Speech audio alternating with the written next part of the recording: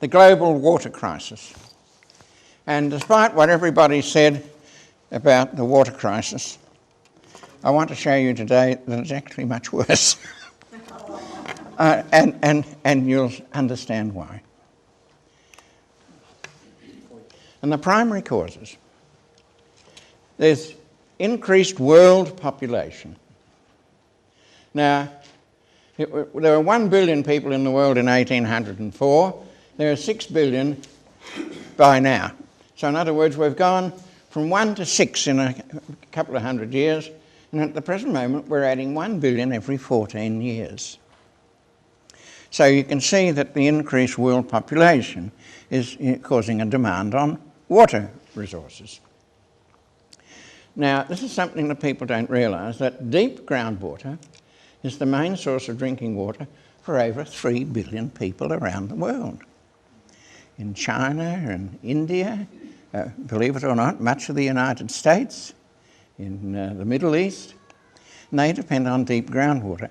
And deep groundwater has the benefit that it is pure, it's not adulterated by sewage in rivers and things like this.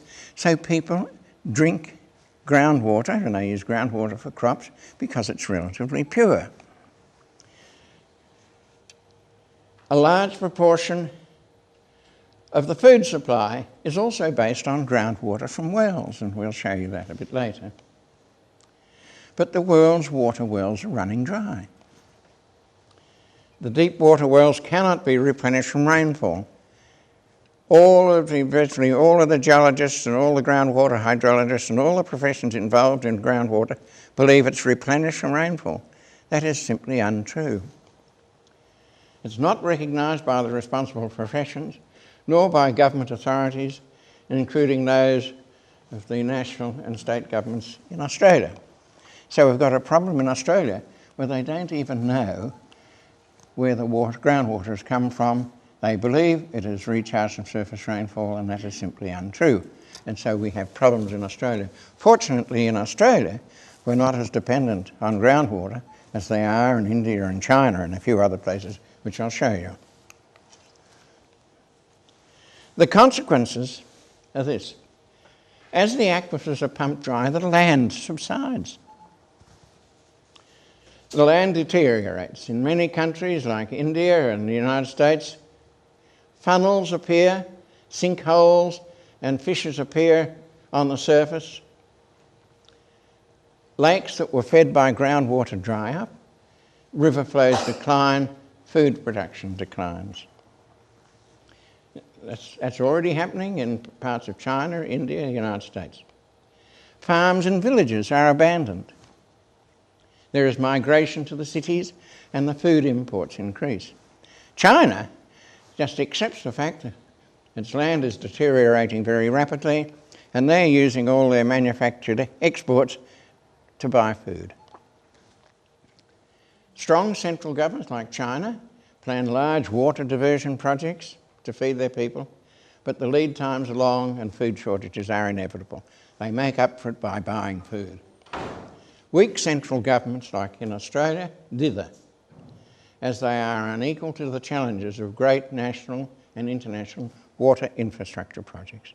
They're just too big for the governments, and they just stand by, and the problems worsen. Now, this is where the economists come in, and surprisingly the economists are interested in my book. The price of water will rise, and there will be a world market for water, much the same as other commodities. Now remember, Lyndon LaRouche was talking about the world market for zinc and copper and lead and gold and oil. There'll be a world market for water. World industries and agriculture dependent on reliable and low-cost water will relocate. Look out Australia. They'll relocate to water-rich regions for best overall economic benefit. Australia has large undeveloped surface water resources in the north and energy resources with great potential for new industries and suitable lands for agriculture for world markets.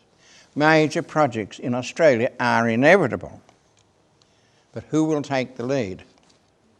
And this is the reason why when I was speaking in in South Australia, the Aboriginal community and Ernie Bridges were very interested because they could see that one of the prospects for Australia is that the Chinese could come to Australia and build huge projects up in the north in Aboriginal lands, and they were very disturbed at how they could possibly negotiate with 100 or 200,000 Chinese building major projects in the north of Australia. So it's the sort of thing we have to think about. And then just locally in our cities, the paved roads and roofs of the cities will come to be regarded as a huge catchment for city water supplies and for market gardening. Melbourne is an absolutely huge catchment. You only have to look out the window and all the roads are paved everywhere. It all goes down the gutters and down into Port Phillip, and all the roofs of all the buildings. All of that water just goes to waste. Now, 53 years ago, in there, I was working with the Bureau of Reclamation in Denver, and I was a young engineer, and I was given the job of working on the design of an irrigation project in the San Joaquin Valley in California.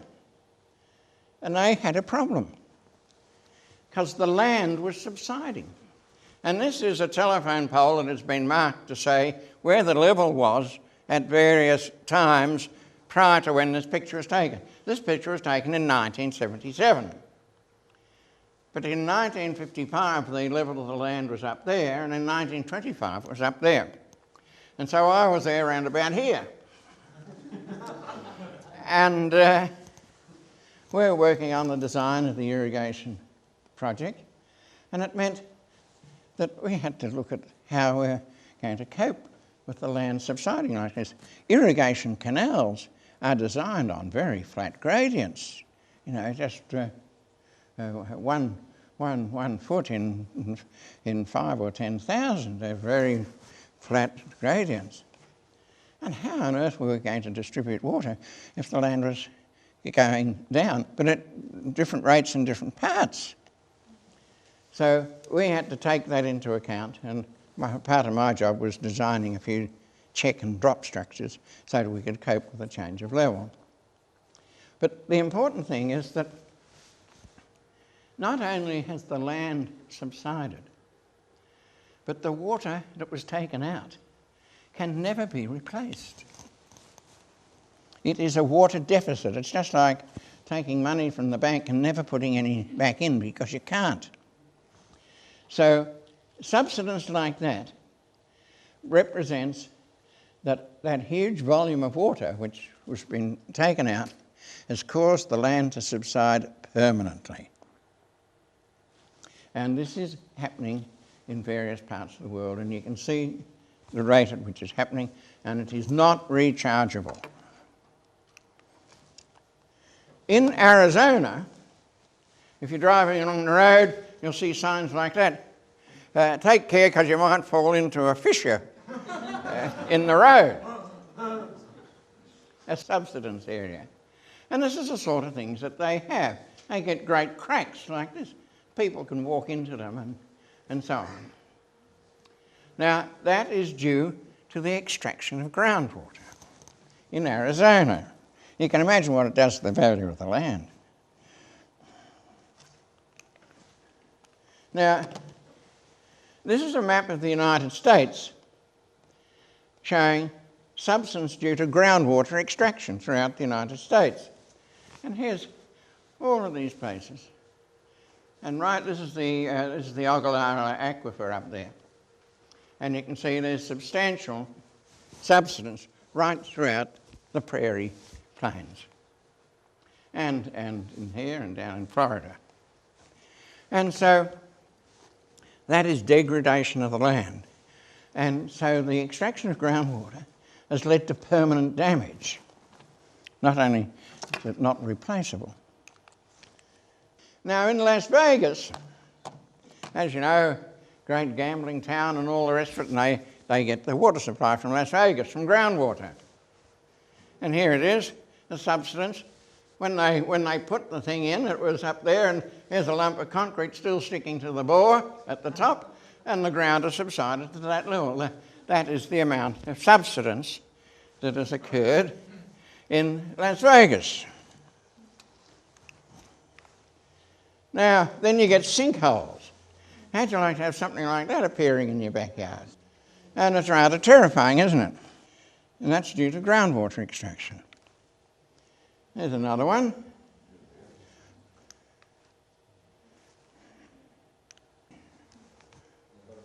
You got it? You'll do it for me. Thank you. Now, there are the groundwater resources of the world. And, if you like, the blue is the major areas where there is groundwater available and productive aquifers. So the blue is where people have been getting groundwater for thousands of years and hundreds of years and using it. That is places where there is water, but it's a bit higgledy-piggledy. Over here, they've got this chart, and they say that that is non-rechargeable groundwater resources. And they classify non-rechargeable groundwater resources as, say, all the area of the Sahara. Well, it's obvious it's not rechargeable in the Sahara because they don't have any rainfall, you see.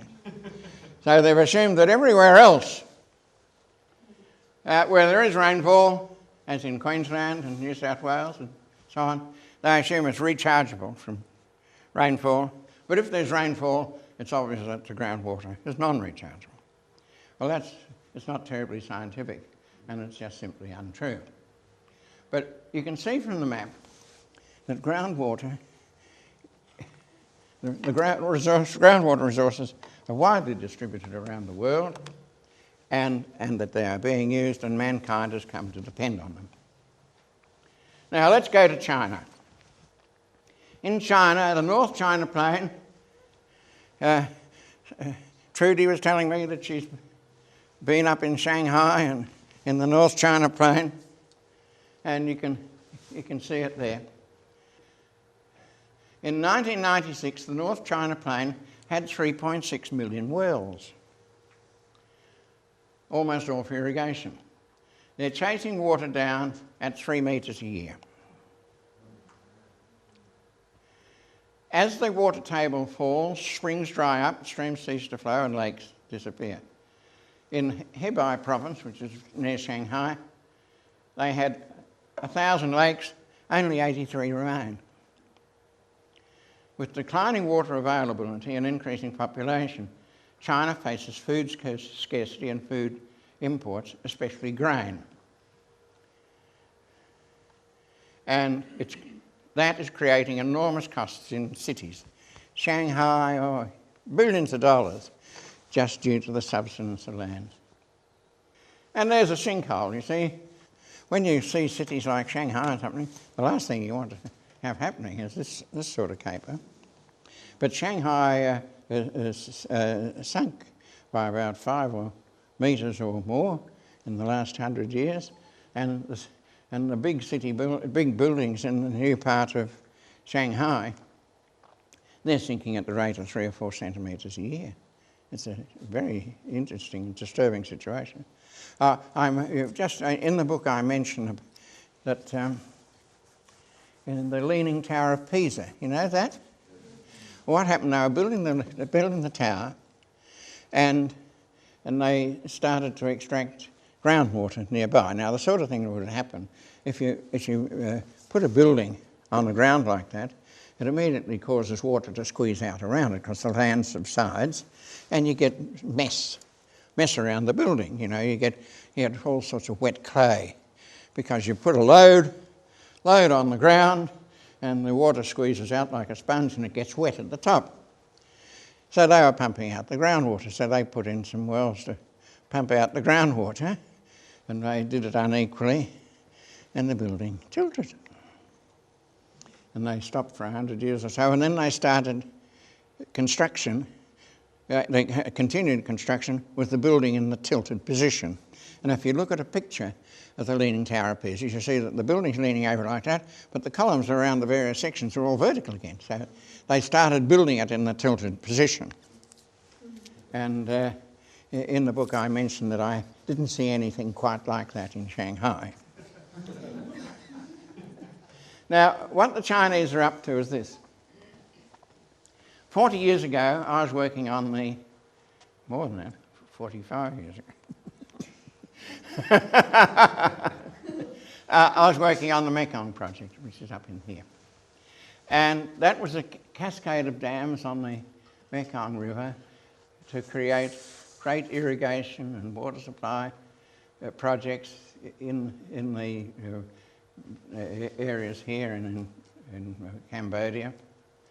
It was allow navigation up the river, power supply, great hydropower dams, and so on. And I was working on that project, and it was just a cascade of dams, and it was wonderful. And I was with the United Nations, and I thought it was absolutely terrific. And I was up there with the family. I was inspecting and working on dam sites up in here and over here. And I was in this part of the world at one stage, just near Cambodia. And some angry people on the riverbank, and you couldn't see them amongst the bamboo and what have you on the riverbank. They were taking pot shots at the drillers who were trying to drill holes in the rapids in the middle of the river. So, as I mentioned in the book, it lessened our enthusiasm for international cooperation. And I was there with a family of 4 sons and a wife, and I felt that even though I enjoyed what I was doing, I couldn't take a risk like that, so we came home. And the project effectively stopped for 40 years, 50 years. Now the Chinese have come along, and the Chinese have said that they are happy to fund and build the entire project without any claim on the riparian governments of Thailand, Laos, Cambodia and Vietnam. These countries of the Indochina Peninsula, they don't have to find the money. The Chinese will fund it entirely and build the project, and they want to use it for food supply, and all they say is that they want to be able to buy food at world market prices. And they're just saying to the locals, don't you worry about that, we'll fix. And this has created quite a problem. And the Chinese, by the Chinese taking such an interest in it, it means that the World Bank and the Asian Development Bank, they're happy to keep their money in their pockets because the Chinese have said they'll fund the entire project. And so the Chinese have said to the Thais and the Cambodians, oh, you don't have to go to the World Bank or the Asian Development Bank, we'll fund it. And they are interested in the food.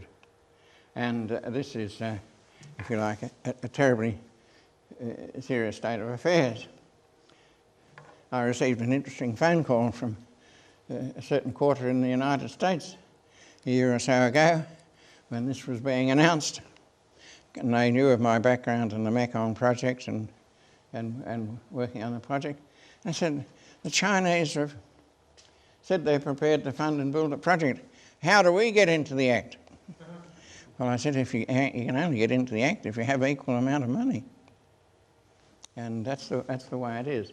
So the project seems to be going ahead, and at the present moment the Chinese are building the largest dam in the world up there right in Tibet, and it's about a 300-metre concrete arch dam with hydropower and what have you. And that will, of course, will provide river regulation, and they'll be able to just put a cascade of dams all the way down the river after that. So it's a big major works.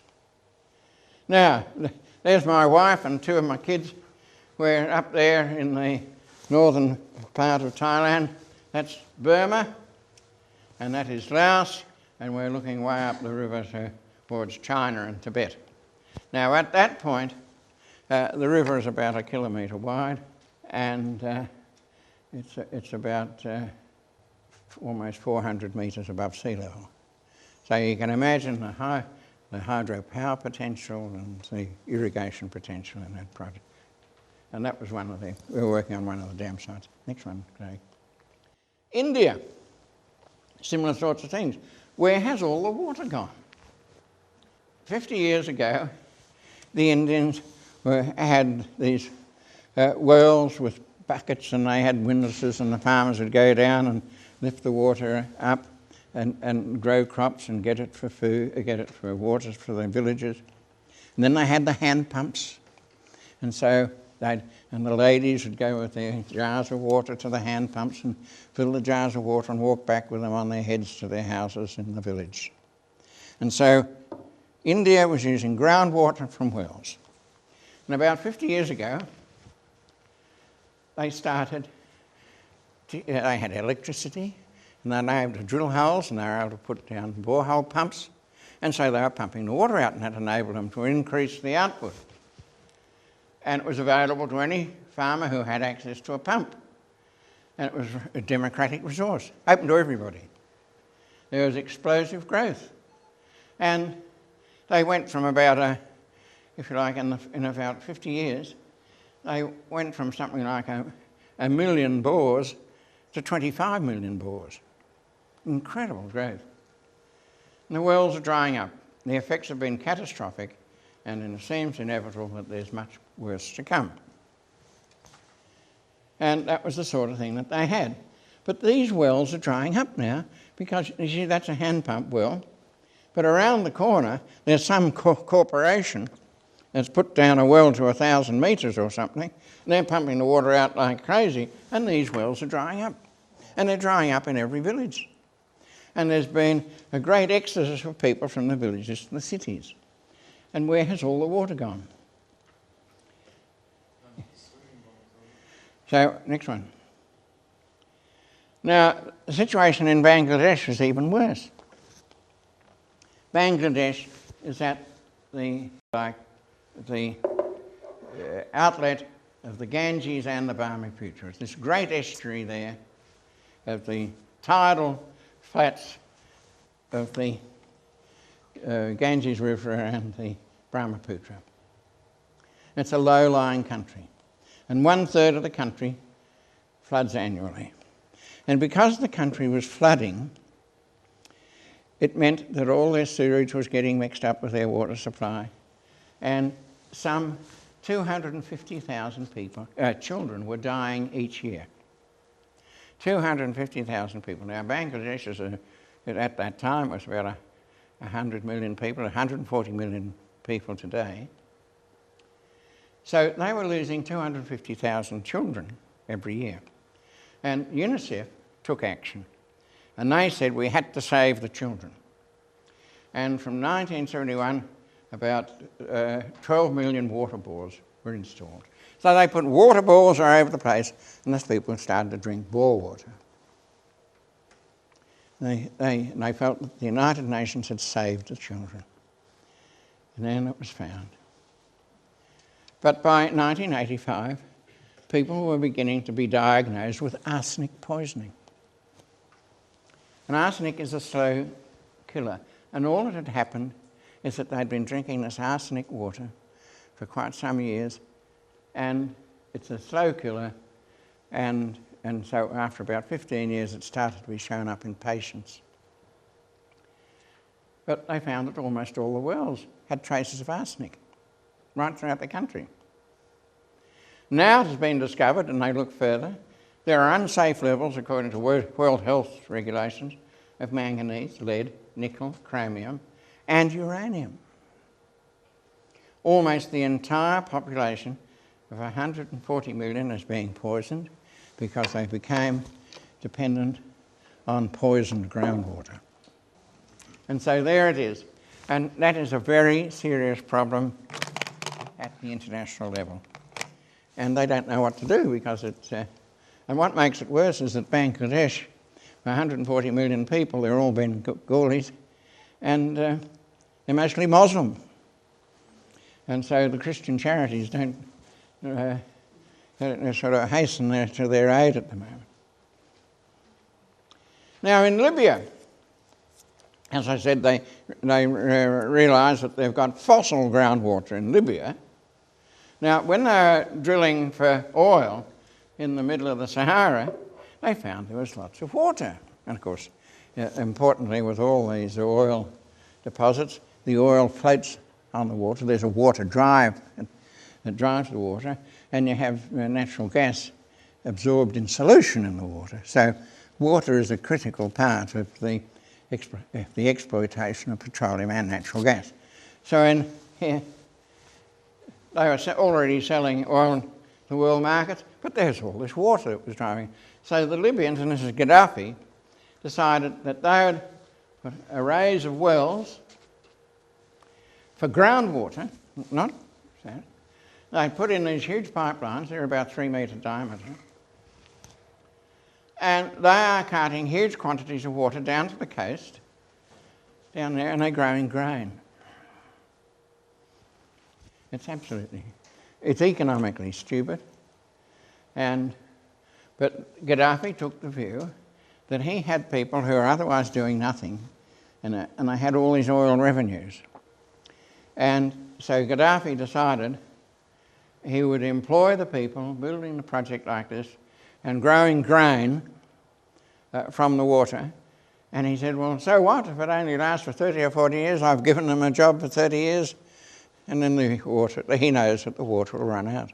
So, you're getting the message. It's happening all over the world. Other countries I haven't mentioned: Yemen, Iran, Egypt, Mexico, Ghana, Morocco, Pakistan. Over 2 billion people are now incurring a water deficit, and the problem is getting worse. So in effect, they're borrowing water from the bank that can never be repaid, and that means they've been growing food from water from the bank that can never be repaid. And the United Nations Food and Agriculture Organisation about 5 years ago said the use of groundwater had saved the world from a food crisis. Now, if the water is not replaceable, and they've saved the world from a food crisis, it means there's a greater food crisis on the way. And you can see all these dry regions here, and they're the places where they've been getting groundwater, and in the United States. So, the world's water wells are drying up. About 1/2 the world population depend on it. It's accumulated in geological time, it's not recharged, and there's depletion rates far in excess of any natural recovery. And that's what's going to happen. Get ready. A friend of mine, it was 3 or 4 years ago or so, he sent me an email. And he said, look, Clarence, I've been thinking about what you've been talking about, these world water problems and where it's going to lead to distress. He said, we've got some friends here at the moment who are scouting around Australia, and they're interested in looking at opportunities for resettlement. And he said they have their own transport and they have their own tents and everything else. Would you be able to put them up on your front lawn for a while they just continue? And I said, yeah, as long as it's not over a week. And he said, look, okay. He said, I'll send you a picture so that you'll be able to recognise them when they turn up. It's nice to have friends like that. There's the Great Artesian Basin. And one of the problems in Australia is that the Great Artesian Basin is in Queensland, in New South Wales, South Australia and the Northern Territory. And in the beginning, before the Great Artesian Basin was exploited by artesian bores and things like that, there are a number of Mound Springs. And this in effect was the natural outflow from down below. And as I mentioned in the book, the waters are, if you like, have a volcanic source and so on. And these were waters that accumulated under the impervious membrane of the sediments of the Great Artesian Basin. And these were the natural outlets, these Mound Springs. And there must have been about 2,000 or 3,000 of them in the Artesian Basin.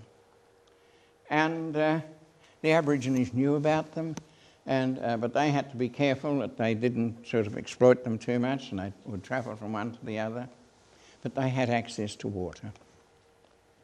And you remember the Burke and Wells expedition, and they were going from Melbourne up to trying to get to the Gulf of Carpentaria. And they perished on the return journey.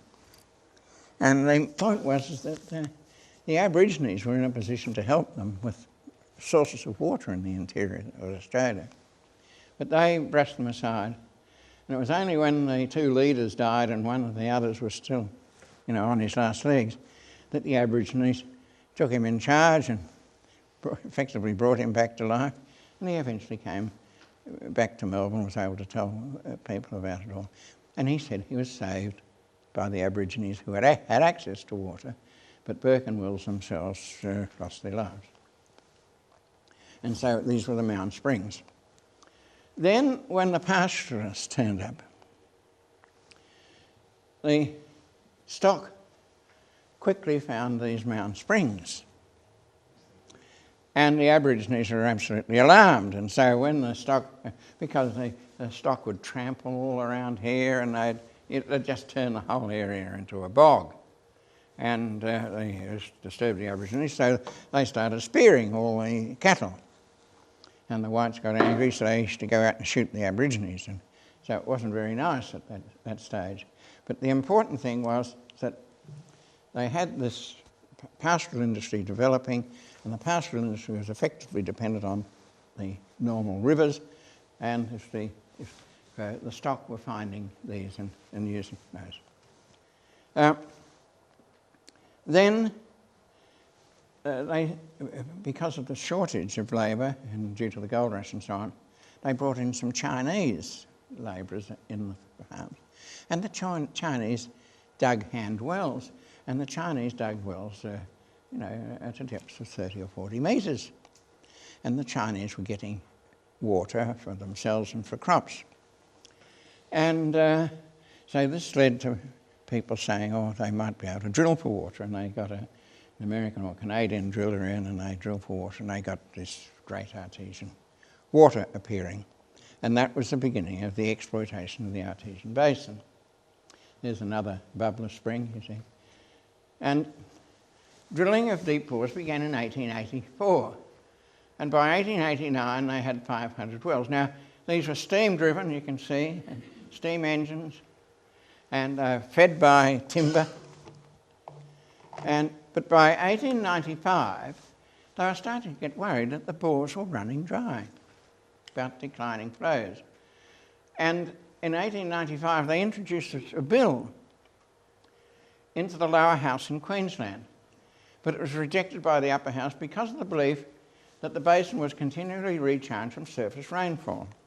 And if you read what they were saying, some of the people in the upper house, they said, look, it's recharged, it's obviously recharged. It must be recharged in the Himalaya or in New Guinea. And they were convinced about that, so they couldn't believe that this water was not rechargeable. And that is still the case. But anyway, that was in 1895. Next one. And this is what the Queensland government believes. And they draw a cross-section like that, to say a cross-section through the basin there. And they say this area here is the recharge area, and you see it up there. And so the rainfall falls here, it goes down through the strata, and then it rises, this water, and that. So I attended a meeting. I was talking about my proposals for rail and road projects in Australia, and I was attending a meeting in Charleville up in Queensland. And the chairman of the Great Artesian Basin Consultative Commission, who's a farmer in Longreach, he presented this paper. And he showed these diagrams. And he was pointing out how the water rainfall falls there, and it flows in this direction at the rate of one metre a year. Which is interesting because that's an awful lot. This is 1,000 kilometres, so 1 metre a year, as you can imagine, it takes a bit of time to get there. And so they were convinced that the water fell here, it entered up there, and it flowed towards the basin at 1 metre a year. And when he showed me that, I said, oh dear, that's nonsense. And he said, well, I'm a farmer. I said, I'll go away and I'll write a paper and I'll let you know. So I went back home, I prepared a paper on the Great Artesian Basin and sent it up to him in Longreach. He got it and he said, oh gee whiz. And in the paper I pointed out that if that diagram had been drawn to a natural scale of equal horizontal and vertical scale, it would be a single line across the page. I said this was physically impossible. So he took it down to Canberra, and the technical committee turned it down, and he took it to Canberra. Wilson Tuckey, the Minister for the Environment, got it and said, gee whiz. And he put it in the hands of Howard. He took it home, and Janet read it. and Janet headed up to the Great Artesian Basin. And Janet was telling the farmers' wives how this idea that the Great Artesian Basin was recharged from surface rainfall was nonsense because Endersbee said so, sort of thing. The Queensland government hit the roof, and they told Howard to take his wife home and keep her there, and that water was a state responsibility. And it really didn't matter what Lance Endersbee said. Water was a state responsibility, and what they said went. Okay. Now, interestingly, 2 or 3 other things happened. I had put my paper into the Academy to be printed, just the information of fellows of the Academy. And the editor rang me up, and he said, Lance, I've had a request from the President on advice from Canberra that they want me to stop publishing your paper. I said, oh, isn't that interesting? I said, have you read it? And he said, yeah. And I said, what do you think? He said, I think you're right. I said, okay, what are we going to do about it? He said, well, too bad the request is too late. And we went into print. That galvanised a few things. The Queensland government, thereupon, brought in legislation, and they proclaimed that area there as the official recharge area of the Great Artesian Basin. And they sent notices to all the farmers along that area saying this was the official recharge area. They had to protect the surface.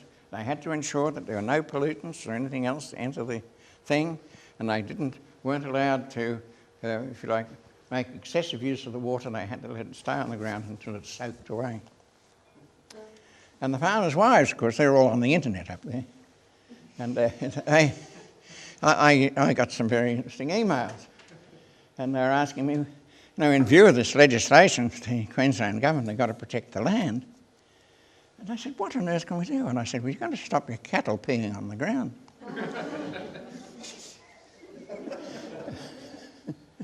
So, and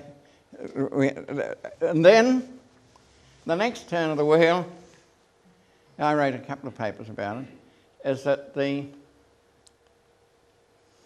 heads of the groundwater people, the groundwater hydrologists, heads of the departments in Queensland, New South Wales, South Australia, and the federal government, and CSIRO, about 8 of them, all got together and wrote a joint paper which they asked the Academy to print. And in their joint paper, they criticised me uphill and down dale. And I insisted on a right reply, and my right of reply was simply this, that the people concerned had to have regard to their professional responsibilities.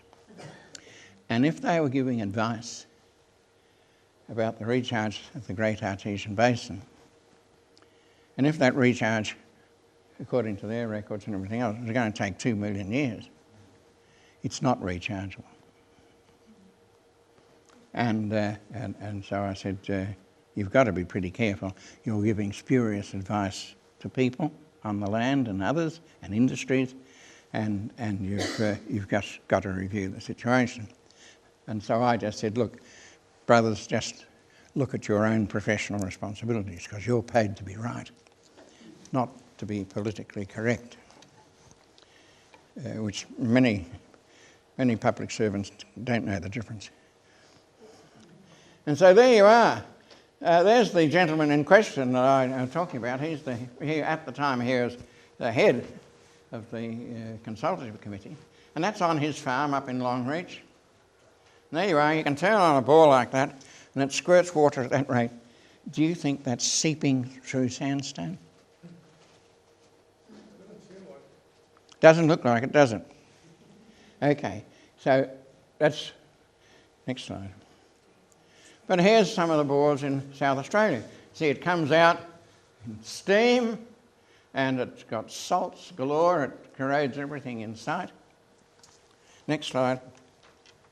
And over there, and one of the things I came up against was the Western Mining Corporation over in Roxby Downs.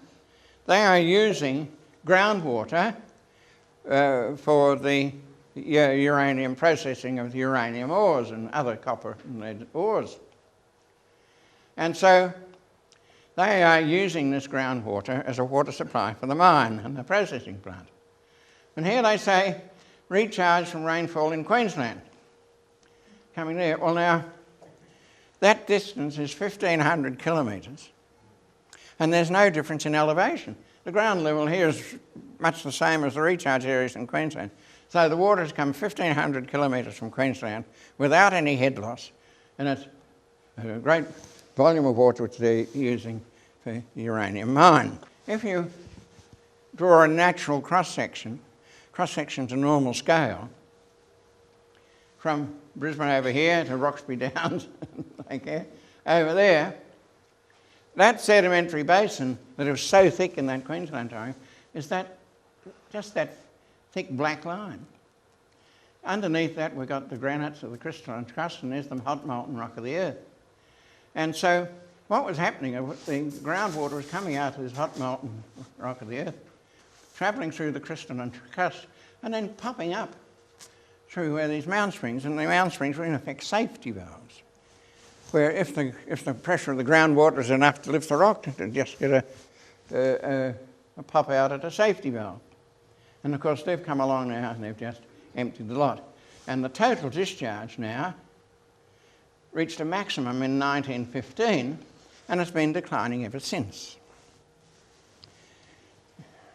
Right. And here's the Queensland legislation, 2000, Water Resources Act, Water Management Plan, and this was to define the recharge areas of the Great Artesian Basin. And in my lectures in Queensland, I point out that this is a very interesting example of state sovereignty. They are able to tell the water where to go. Well, it gets worse, because then the Murray-Darling Basin Authority and the federal government and the states involved in the Murray-Darling Basin, they started to get worried about the declining water resources in the Murray-Darling Basin. And as you know, they were stupid enough to agree to release water from the Snowy scheme and put it down the river to Orbost, which reduced the water in the interior, reduced the electricity output of the Snowy, and also reduced the volume of water to the irrigators in the Murray-Darling Basin. And things were getting a bit grim in the Murray-Darling Basin. You get a bit of a drought and there's just not sufficient water for all the activities that have been committed, and they've overcommitted their resources. So they produced a report. I've got a copy of it here somewhere. There it is, groundwater, the same as I got on the screen. A resource for the future.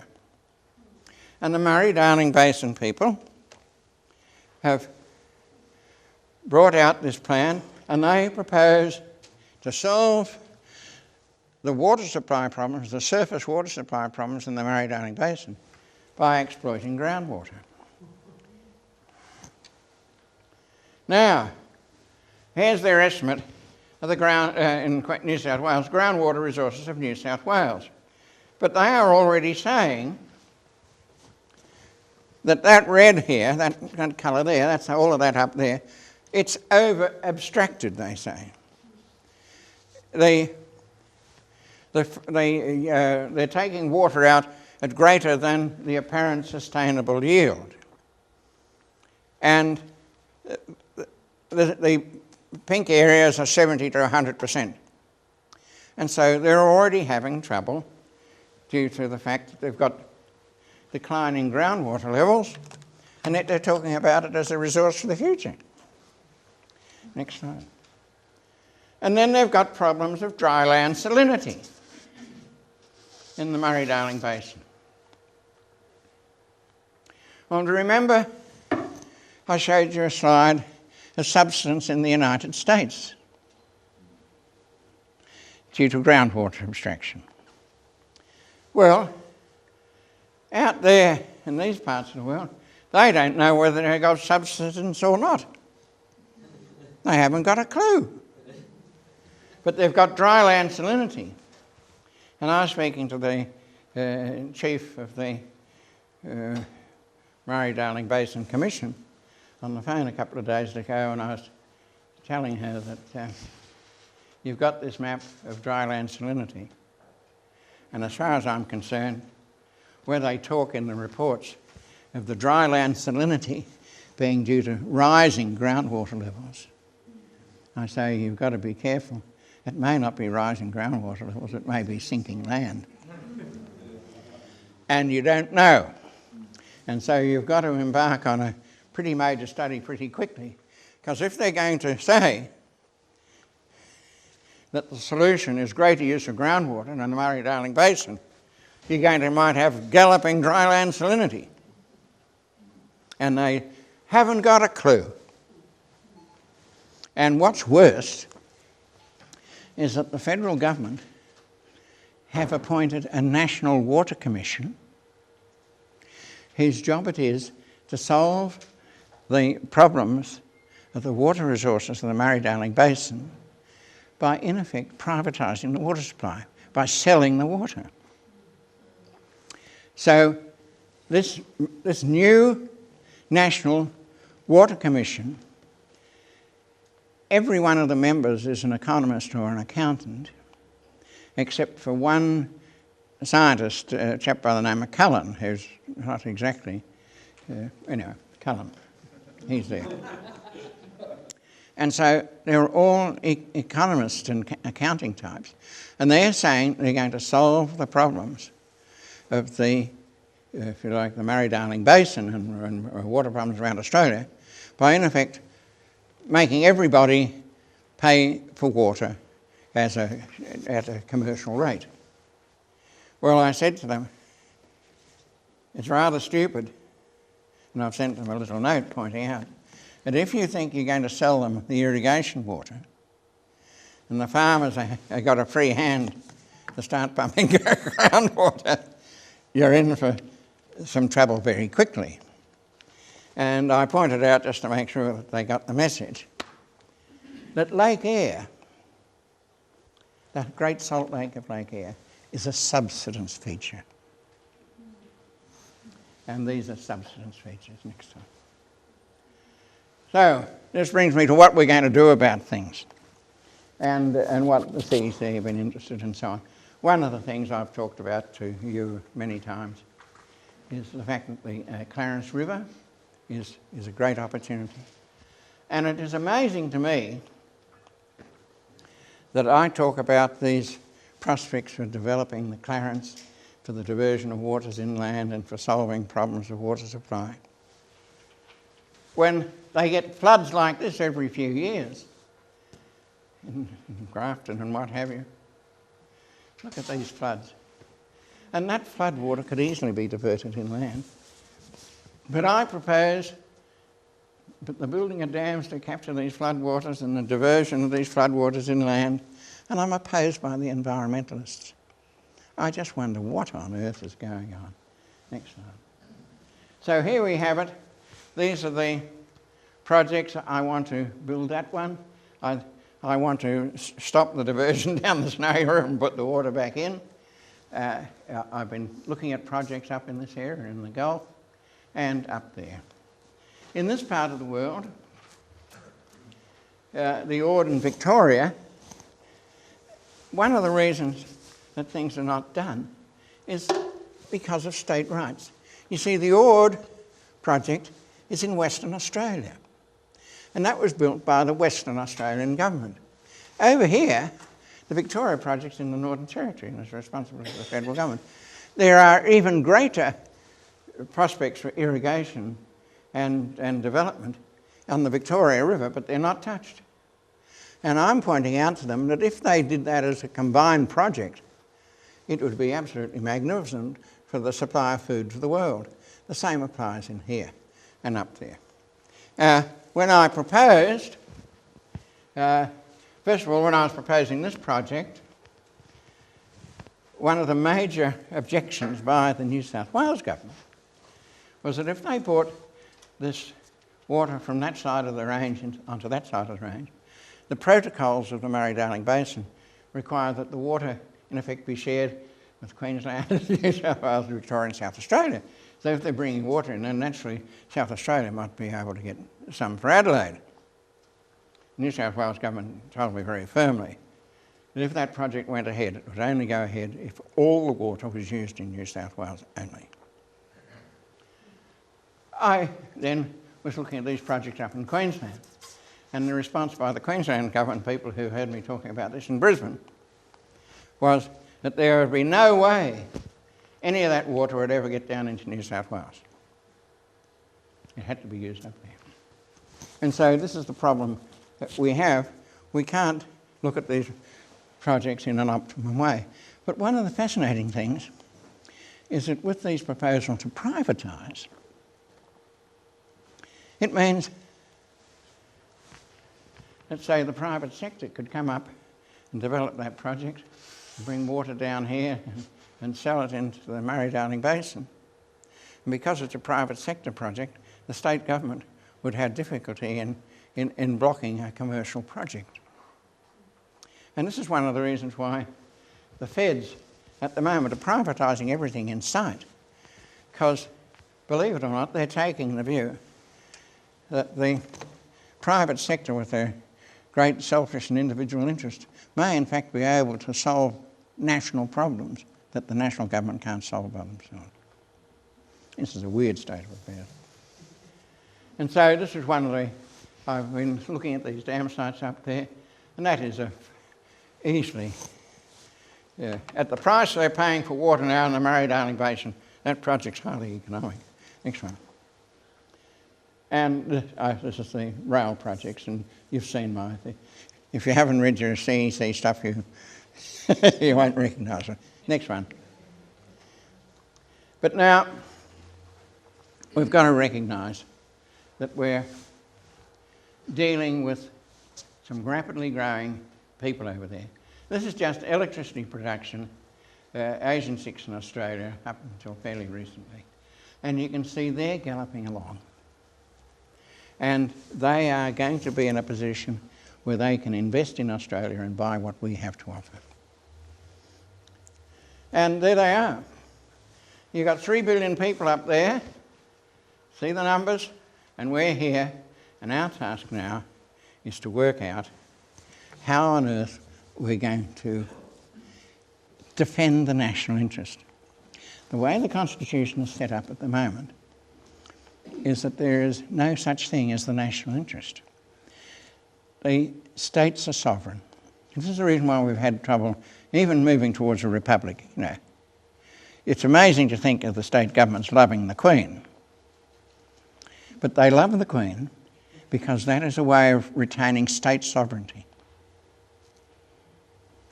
And so at the present moment, the states are sovereign, and they have powers for water, electricity and what have you. This is the reason why the feds are trying to sell off, and the other states trying to sell off the Snowy scheme, because you see the Snowy scheme was built for the nation, and now they're selling it for profit and dividing it up and giving the proceeds to the states. But it was a national project. The feds don't want any more national projects like that. From now on, any national project has to be in the private sector or something.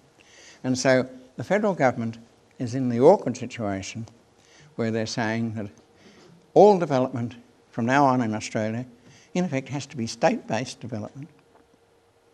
And there's no such thing as the national interest. If there's going to, and in the LaRouche presentation that you've seen, they're talking about international economic problems.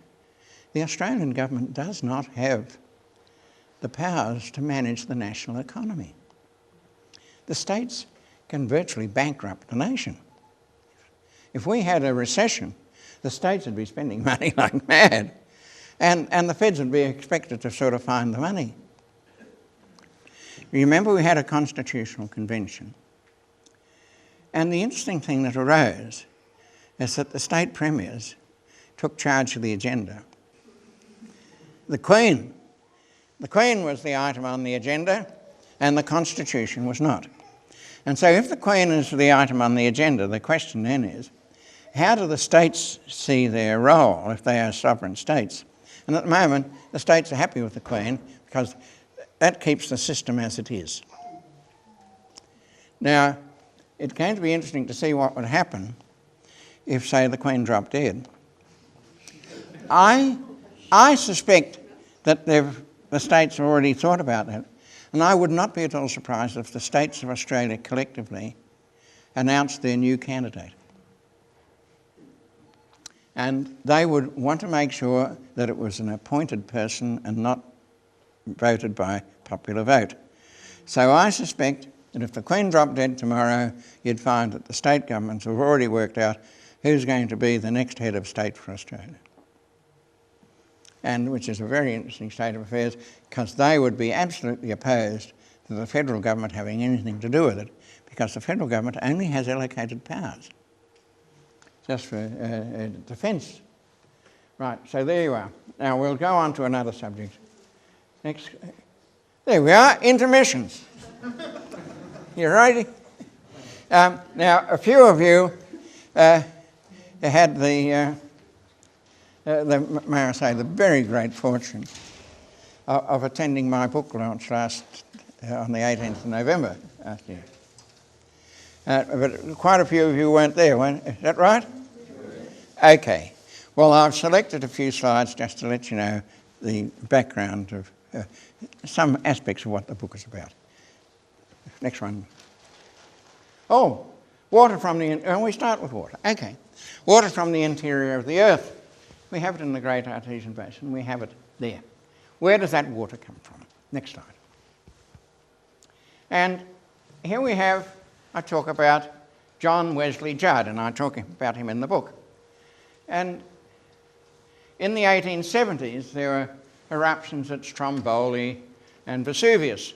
In 1981, Judd published Volcanoes, a book, what they are and what they teach. Now, John Wesley Judd, with a name like Wesley, I suspect he was associated with the Methodist Church, or his parents were Wesleyans. And with these great eruptions in the 1870s, and the God-fearing people in England, there was great concern that they were at the end of the world. You know, there was these eruptions, that was fire and brimstone, and the people were worried.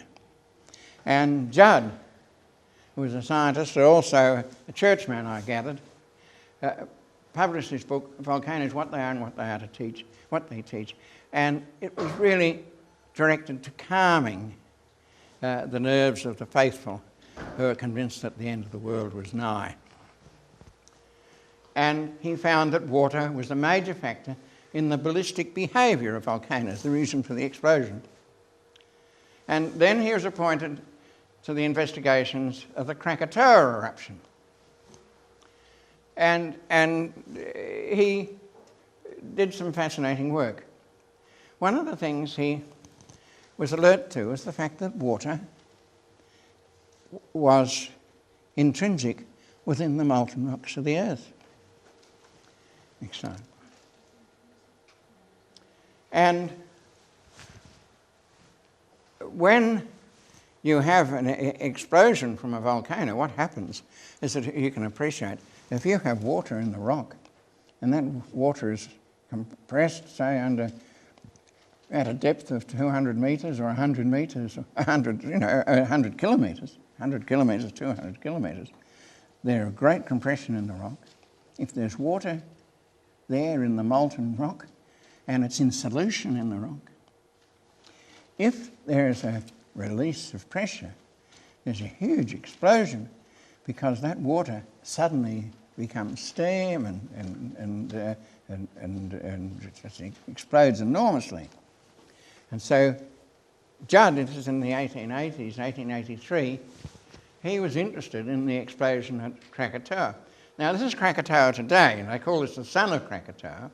At the Krakatoa Bang in 1883, the entire island, which was about twice the height of that, the entire island disappeared into the sky. And there was blackness all around the earth for days afterwards. There were great tsunamis, and there were great floating rafts of pumice rock. And the pumice rock just extended right through these areas through there.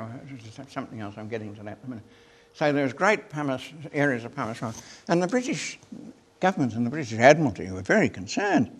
These great areas of pumice were a hazard to ship navigation. So they appointed a Royal Commission, or a Royal Society committee, to look at the causes of the Krakatoa explosion. And this is the diagram there, is from Judd's report into the Royal Society. He wrote the section on the volcano. And so the centre of the eruption was there. And that line out there, this is where the bang was heard. Now, Krakatoa, it exploded with a huge bang there, and the bang was heard in Alice Springs. It was heard down here in the cells and in Ceylon and up there. So it was such a huge explosion. You could hear the bang in the middle of Australia. Now that's a big cracker. And so, and the question is, what was the source of the energy? And of course it was the steam. So there is water in the interior of the Earth.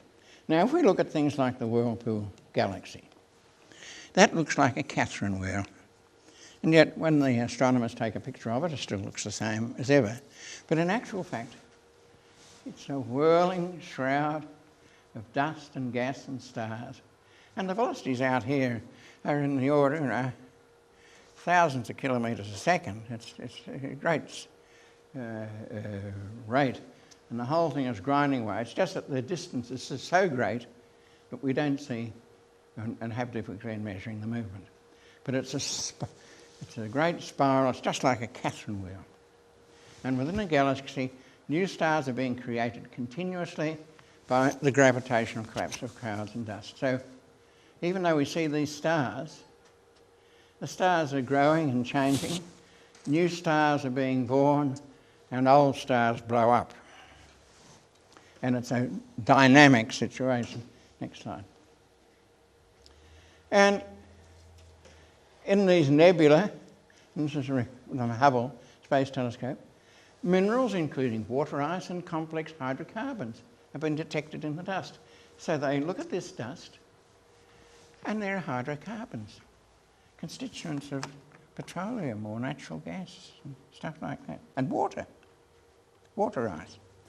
So they look, how does this occur? Next slide. And there's the Eagle Nebula. And this is a great star-forming area there.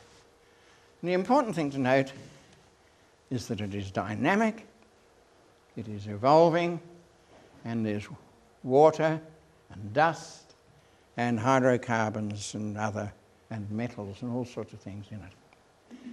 Next slide. And this is the sun. This is what the surface of the sun looks like. And these loops of hot plasma come up. And, of course, the sun is radiating energy. And as you know, the sun is spinning. And the Earth is in the same plane as, if you like, the normal to the axis of spinning of the sun. So the sun is spinning, the Earth is out here, and the Earth is spinning, and they're roughly the same plane, normal, or the axes of spin are normal to the same plane. And so that's what the surface of the sun looks like. And of course that's radiating energy to the Earth. Next one. So, in the book, I raise this question: is the Earth a constant? Is the Earth dynamic and evolving, just like the galaxies and the stars in the sky? Now, all of our present science, and say all about global warming and our geology and everything else, even groundwater, is based on the idea that the Earth is a constant. The Earth is a constant like a clock. We have days and we have seasons, and the Earth rotates around the sun, and the view is that the Earth is, if you like, the same weight, the same size, it's the same all the time. Now and again it rumbles, we have earthquakes and things. But the Earth is essentially constant like a clock. And so in the book I point out that it's not constant like a clock. The Earth is dynamic and evolving. And that means, and this is where I run into difficulty with the global warming people, you see, if the Earth is constant, it means that the global warming people can say, oh, well, 100 years ago, the climate of the Earth was just right, and all changes since then have been caused by man. And I say to them, the Earth of 100 years ago was a different Earth than it is today. There's been all sorts of changes that have happened since then, and we don't really know very much about how the radiation of the sun has changed. We don't know how the interior of the Earth has changed. We don't know if the Earth is the same size. And so I'm raising the fact that it's a dynamic and evolving. Next one. If the Earth is continuing to evolve, it means there is not a fixed frame of reference. Now, this is the great intellectual hurdle, because everybody wants a fixed frame of reference. I do. It's the security blanket. In essence, the past Earth was different from the present, and the future will be different. And there are no options for turning back or stopping still. Now, the environmentalists want us to turn back, and there are others who want us to stand still. They are not options. The Earth is evolving.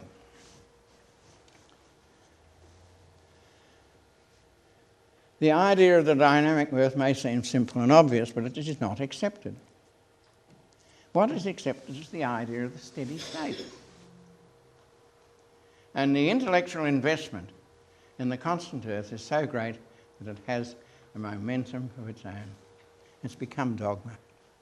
And that dogma is right throughout the entire universities and the high schools, and all the stuff on climate change and everything.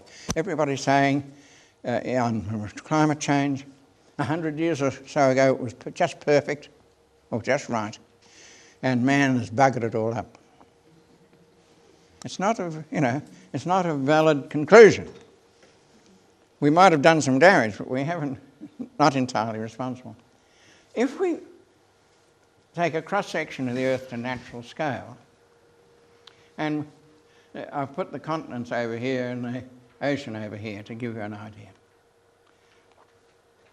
When you compare thickness to radius, the shell of a hen's egg is 3 times thicker than the crust of the Earth, than the continental crust. The shell of a hen's egg is 3 times thicker than the crust of the continents. And the crust in the floor of the ocean, the shell of a hen's egg is 15 times thicker than the oceanic crust. So you've just got to get that relativity in your mind. You think that a shell of a hen's egg is pretty thin, isn't it? Well, you're walking on a crust where the shell of the hen's egg is 3 times thicker. Okay, good on you. Yeah, well, there it is. It's just the silver paper around the outside. Yeah. Share it. Right.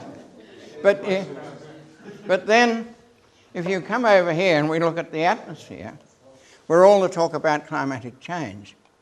The yellow is the continental crust, and the thin blue line that you can't see there is the atmosphere.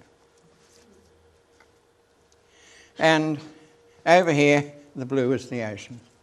Now, the important thing to note is that the major influencing factor on the atmosphere, for example, or in the oceans, must be the heat flow from the interior of the Earth and the heat flow and energy flowing to the Earth from outside. It's impossible to say that the changes to that thin atmosphere are entirely due to mankind in various places. Next slide. Now, and so if I got time to talk a bit about the expanding Earth. In the book I talk about my old mate Sam Carey, who's no longer with us. And this is something that he prepared many years ago. And he is talking about the way South America and Africa fitted together. This was known 300 years ago, and Francis Bacon was talking about it. Next slide. And I mentioned something there. And then in 1915, Wagner published his book on the origin of the continents, and he showed that the continents seemed to fit together like a giant jigsaw puzzle. They must have drifted. So he brought in the idea of continental drift. But the trouble was, when he fitted all the continents together, they all fitted there, he was left with a large bit left over. There was a great ocean. If the continents had drifted and they'd all been together on a constant size Earth, that meant that there was this great ocean. And the question, of course, was the ocean there originally or not? Now, Sam Carey came along. And I knew Sam when he was in Tasmania. He graduated in the University of Sydney before the war. He then went into New Guinea on petroleum exploration, but looking at the great tectonic behaviour of New Guinea. Then, because he led a party, he was just the only white man slogging through the jungles in Papua New Guinea, negotiating for his food from tribes. There was occasional cannibalism. He had to look after his people. He stitched their wounds, all sorts of things like this. He carried peas with him, dried peas, and he'd wet them overnight and carry them in a bag in the front of him during the day. And when the peas sprouted, he was able to eat the sprouted peas because that gave him vitamin C. And so he kept himself going. He became first professor of geology. And he became convinced that the Earth was expanding. But his colleagues around the world were not at all convinced. And at the beginning of the Cold War, plans were being made for nuclear submarines. But the problem was that they didn't know the topography of the floor of the ocean. There's these great oceans out there, and they had no idea. There were undersea mountain ranges and things like that. And the submarines could, a submarine at 3,000 metres could easily run into an undersea mountain. And so they had to map the oceans. And so within about 2 decades, the ocean floors were mapped. This was one of the great benefits of the Cold War. Thanks, Craig. And here we have it. You see, here's Tasmania. This is the sort of data we were getting here. You see the way, this is the bottom part of Australia. You can see the way we've got these sharp edges of the continental crust and these great gashes here where the ground is moving. Next slide.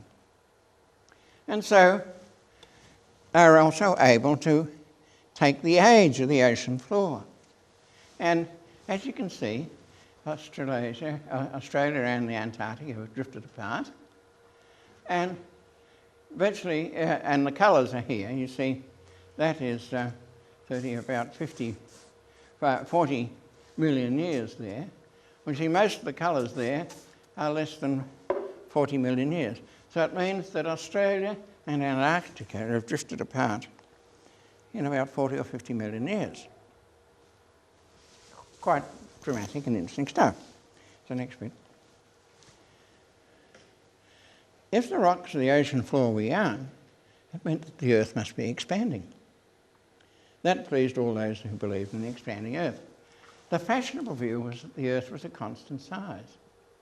And that meant that older ocean floor had to be destroyed as soon as new ocean floor was created. So in that previous slide, where I showed you all the ocean floor between Australia and Antarctica was less than 50 million years old. It meant that in the last 50 million years, somewhere around the Earth, 50 million years of crust had to be submerged, but it had to be taken out of the equation. And that's where they invented the subduction. So this led to the concept of subduction, and that's taught today in schools all over the world. Next slide. And there it is. They believe, and this is the current world opinion, and of course, my book is standing almost alone against it. They believe that as new crust is created over here, say, old crust gets pushed down there, and that is the reason for volcanoes and all sorts of things in the water and so on. But that is at a ridiculous scale. It's simply not true. If you draw it to a natural scale, you realise it's impossible.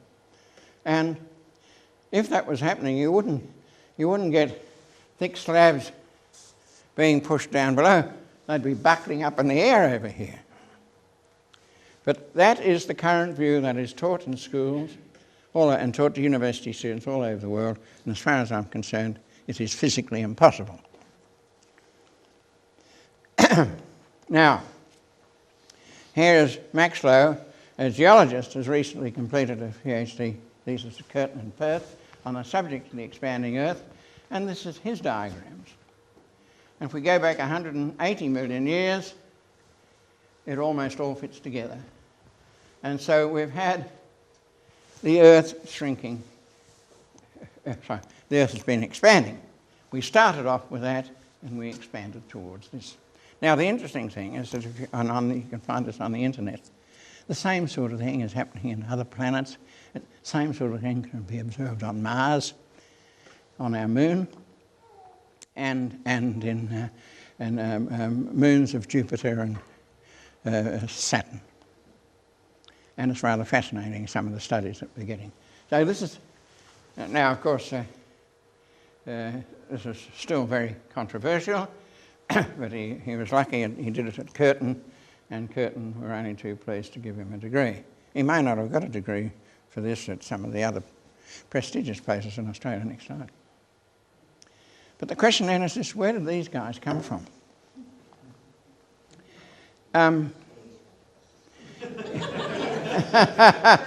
China, actually.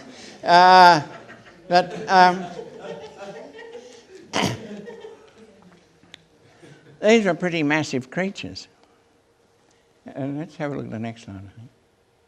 There it is. Here we are, and here are these guys. Now, if they were that big, and there might have been many tons up there,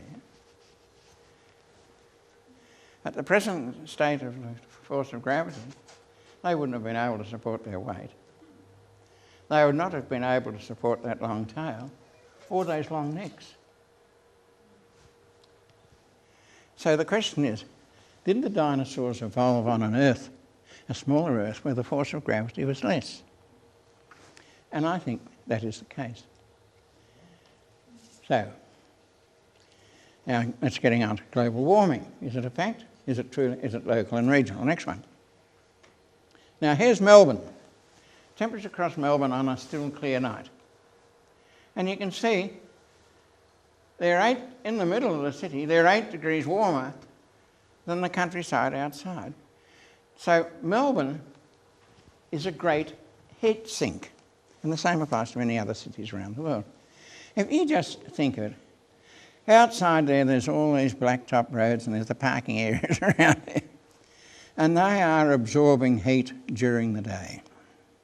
They're just getting hotter and hotter, and at night they can radiate heat back into the atmosphere. I was up in Fitzroy Crossing, and there was an interesting notice on the roadside near the pub. It said, "Travel carefully at night or you might drive over somebody." Not somebody as one word, but somebody as two words. And then I found out why. And when these guys are finished in the pub during the day and they stagger out of the pub at 5 or 6 o'clock at night, and up in the tropics at 6 o'clock it's starting to get dark again, they go to sleep on the roads. Yes, you've seen it. And they sleep on the roads. And the roads are warm. And the road will keep them warm all night. So you see, they get an 8-degree benefit compared to the countryside outside. And the same applies to the heat on the roofs of the buildings and everything else. So our cities are heat islands, heat sinks, which absorb heat during the day and radiate heat back at night. And this is one of the major causes of global warming. The cause is not carbon dioxide. Our cities are hotter. And we haven't designed them quite correctly. And so what we need is a few more shade trees and all these parking areas out there. There are different ways of handling it. In Houston, the problem is so great. One of the things they've done is that some of these blacktop parking areas, they've laid open network concrete blocks on the surfaces and filled them with soil and planted grass. Now the great advantage is that the grass doesn't absorb the heat, or if it dries out and dies, it's still okay. It's planting lots of trees. Because of the fact that they, if you like, have created a new urban environment, they have trees that are growing up in the parking areas, high shade trees, and the whole thing is working out, and they reduce the temperature significantly. And so it's a matter of redesigning some of our cities. These huge blacktop parking lots, they really absorb an awful lot of heat. You know it when you try and walk across a parking lot in the middle of summer. And the same applies to a lot of our city buildings. So we've got to think about other ways of designing our cities and buildings. But we talk about carbon dioxide, but there are emissions of aerosols and fine particulates. Next slide. And this is in India. Here's the Himalaya up there. There's the Ganges River there. Now, that is simply water vapour with muck in it that sits over the top of Delhi and all the cities along the Ganges.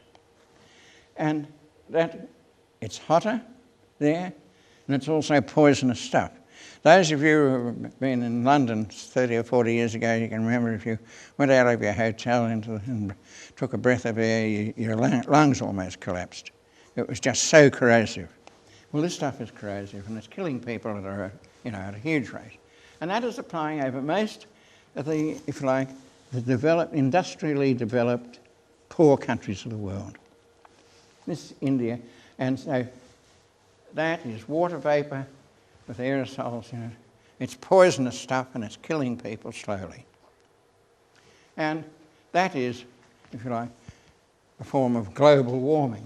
It's not carbon dioxide. It gets there because they are burning carbon fuels.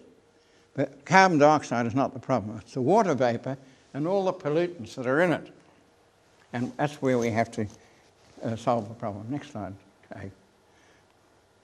Now, they've also been talking about terrible problems in Katrina. You remember the tornado that wiped out New Orleans. Now, here I just show you, here's the seismic map of that part of the world. Here's New Orleans up there. but there's great seismicity right through here. And that is an enclosed basin with seismicity all around, and it gets hot. And I think this is the major cause of the continued generation of tornadoes in that area. They've got a hot spot in the ocean. Next slide.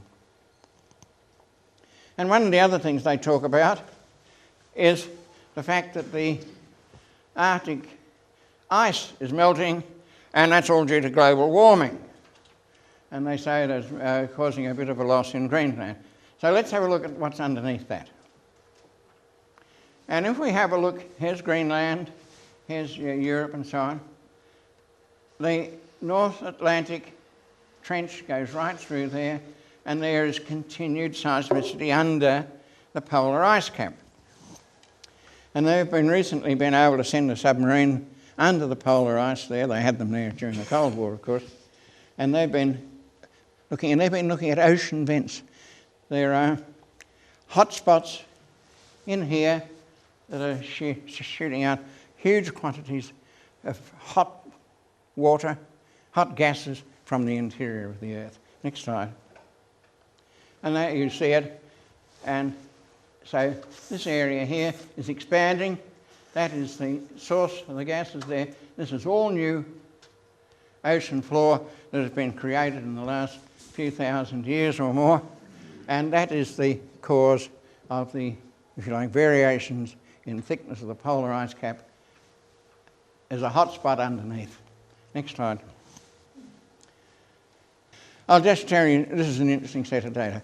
In trying to solve the problems and looking at what's been going wrong with global warming and these other things, I looked at the ice core data and what had happened in the Antarctic, France and Russia and America, a few other countries got together and they drilled the Antarctic ice down to great depths, and they collected ice core, and they then went through the ice core and measured things like carbon dioxide and methane, and they had a way of estimating the temperature at the time that the ice was formed. And so they had a record of these things like temperature and carbon dioxide and that, going down to great depths and going back to 420,000 years. They've now got it up to about 600, but I used the 420. Next one. And so this is the temperature variation of the Vostok ice cores. And as soon as I saw this, and by the way, I had to replot it so that, if you like, time was increasing this way. So even today is here and it's all minuses, but I had to replot all the data for them because they don't think that way. And I was trying to work out what had happened. And you notice there's a similar pattern. And from my old rock mechanics way, that let me know that that was a stick slip. Now, you can remember, if you're pulling a heavy block with a spring, you pull it, and it stretches and stretches, and then all of a sudden it goes, moves. That's what's happening here. So the Earth was expanding, things were being stretched, and then all of a sudden, bang! Things are being stretched, and all of a sudden, bang, things are being stretched. So I thought, gee whiz, that's fascinating. But then the next interesting thing is that period is a period of the variation in the force of gravity on the Earth due to the sun. And this is what they had used years ago in trying to estimate how the ice ages occurred. And they were looking at variations in solar radiation. Well, I was able to use it and say, well, okay, you're looking at variations in solar radiation. I can use the data for variations in the force of gravity, the sun gravity on the Earth. And so these are variations in the force of gravity, the sun on the Earth. But today, the lunar tides, the tides, as you all know, the tides due to the moon, a crater, and as you know, we have NEAP and all the various arrangements of tides, and they are caused by the moon. And the tidal effect of the moon is about twice to 3 times the tidal effect due to the sun. So I looked at this data and I worked through it, and I reasoned that was due to the variation in gravity of the sun. It meant that the moon was not present during that record. So, this was interesting. Next time. So then when I looked at the last 30,000 years, we have this situation where we have that and a sudden jump and that. And so I reasoned that the sun appeared, that the moon appeared in the last 30,000 to 40,000 years.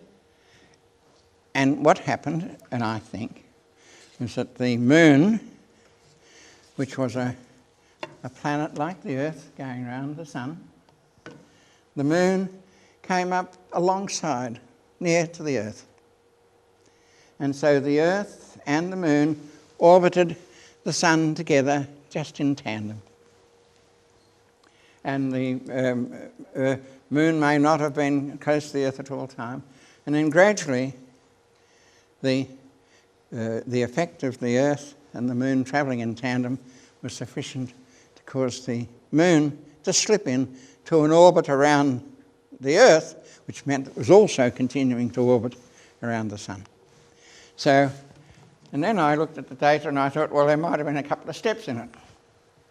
So I've done a fair bit of work on that, and interesting today, a friend of mine sent me some data from London, from the medical people in London who have been looking at the problems in the diseases in Egypt in the last 15 and 20,000 years, and after the Bronze Age. And they have been working out there were great explosions and geotectonic events. And this chap says, this fits in with your thesis, which is interesting. Anyway, this is, I worked out that the moon had come along. Next slide. And then the next question is, if the moon, if it was captured by the Earth, it meant that there would have been an impact of the Earth on the moon. You know, that would have caused disruptions on the moon. And it could be that these areas on the moon are areas where the moon is expanded due to the, if you like, the increased gravitational effect on the moon by the Earth, because you don't have those features on the other side of the moon. There's the two sides. And so this is the near side, and there's the other side. And so it is likely, and this, of course, this would be on, if the moon was smaller, this would be on that side as well. So it could be that the effect of the capture of the moon by the Earth could have led to geotectonic changes and expansion of the moon. Next slide. And also expansion, local expansion of the Earth. And I don't know,